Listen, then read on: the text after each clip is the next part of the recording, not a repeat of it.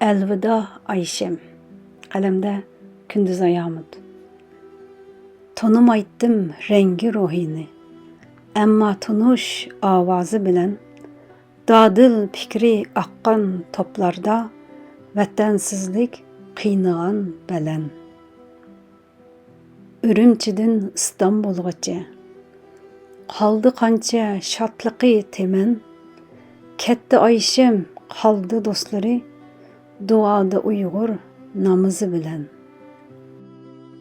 Tügütelmey kesse tenler, ah, ruhi qalsın sebdaştı berdem, vətənsizlik, ah, zor bir qozuq, çörgüleymiz tetip Uyghur tem.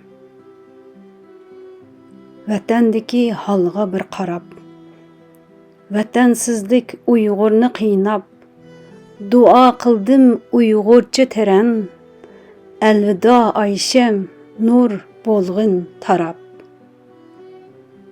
Şivisiye, Stockholm, 2024, 16 aprel.